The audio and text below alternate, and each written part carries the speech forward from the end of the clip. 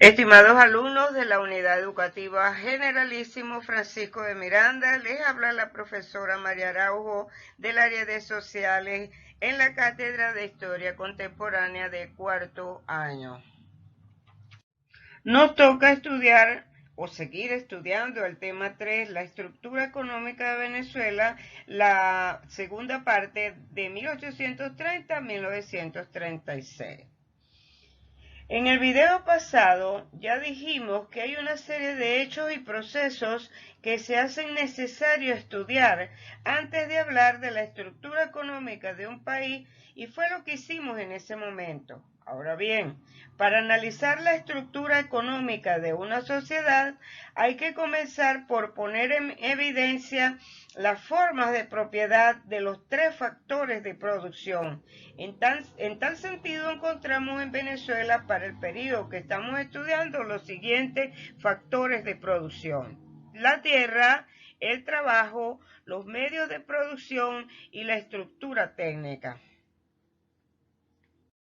Uno de los factores más importantes lo constituye la tierra. Este factor primordial en una economía agropecuaria como la del período estudiado se hallaba acaparada por un reducido número de propietarios. Según Codazzi, para 1834, con una población total de 994.348 habitantes, habían en Venezuela 9.125 propietarios de haciendas agrícolas, de los cuales unos 1.377 estaban dedicados a la producción de café, cacao y caña de azúcar. Absorbían más de la mitad de toda la tierra cultivada.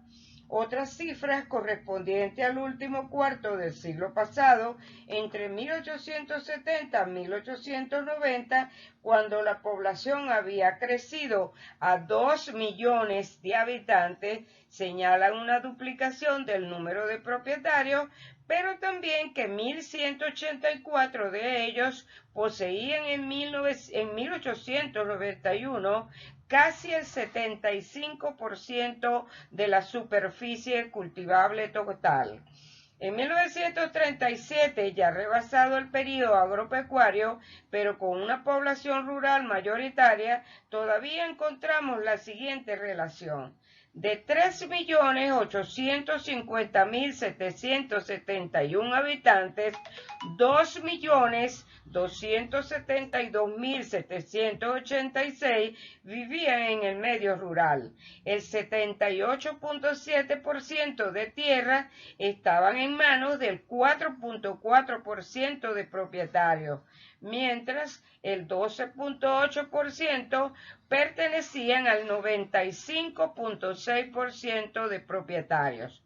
Además de la concentración de las tierras laborables en pocas manos, estas propiedades en su mayor parte estaban sin cultivar, con lo cual se completa su carácter latifundista. Estos rasgos de la propiedad territorial en Venezuela se mantienen durante todo el período agropecuario. El otro factor de producción lo constituye el trabajo. Según cifras de Codazzi, para 1839, el 75% de toda la población devengaba directamente su sustento de la agricultura y la ganadería. En tales circunstancias, el monopolio de la tierra por una pequeña minoría condenaba al resto de la población agrícola a aceptar relaciones de trabajo impuestas por la clase propietaria de la tierra. Así podemos observar que el trabajo en el campo era realizado por mano de obra esclava hasta 1854 y por campesinos que cultivaban tierras ajenas y pagaban rentas de trabajo en especie y en dinero a los propietarios. El resto de la población trabajadora no agrícola incorporada a la vida social de la nación, es decir, excluyendo a los grupos de indígenas que vivían al margen de todo, estaba constituida por artesanos, empleados de comercio, empleados públicos y otros. Y en cuanto a los medios de producción, en la agricultura los trabajadores eran apenas dueños de sus instrumentos de trabajo, machetes, escardillas, etcétera, mientras que las instalaciones de mayor valor para el beneficio de los productos, tales como trapiches y patios de secado, eran propiedad de los terratenientes. En otros sectores como las artesanías, transporte, pequeños comercios, etcétera, así como en las pequeñas propiedades agrícolas, los trabajadores eran dueños de sus medios de producción. Por último, el sector comercial, exportador, importador, la burguesía mercantil detentaba el reducido volumen de capital circulante de la economía venezolana. Las mencionadas formas de propiedad de los factores de producción daban como resultado una estructura económica que tenía como base el latifundio. Vamos a ver qué es el latifundio. Es una extensa propiedad rural en cuyo seno se desarrollan relaciones de producción precapitalista caracterizadas por la extracción de renta en trabajo, en especie o en dinero a los campesinos que trabajan la tierra. El concepto de latifundio va unido al monopolio de la tierra laborable, a la concentración de la propiedad rural, al rentismo parasitario y a la ociosidad de gran parte de las tierras. En consecuencia, el latifundio significa infraproducción en la agricultura y la ganadería e infraconsumo en las masas campesinas. El origen del latifundio en Venezuela se remonta a los primeros años de la dominación española. Durante el periodo republicano subsisten las grandes plantaciones orientadas al comercio exterior y la agricultura de subsistencia practicada por los trabajadores.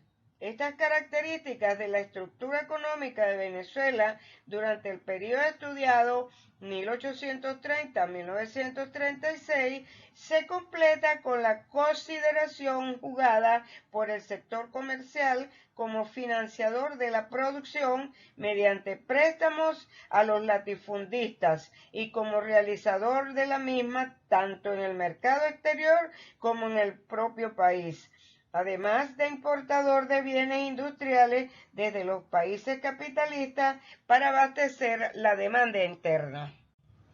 Podemos concluir esta parte caracterizando en sus términos generales a la estructura económica de Venezuela durante el período 1830-1936 como una estructura fundamentalmente precapitalista, heterogénea y basada en lo interno en el latifundio, que constituía su sector más dinámico, pero incorporada en lo externo al sistema capitalista mundial en desarrollo como economía dependiente, tributaria, aspecto en el cual la burguesía mercantil local jugaba un importante papel como factor de unión entre las formas no capitalistas de la producción nacional y las formas de producción capitalista que se desarrollaban en la economía avanzada de la época.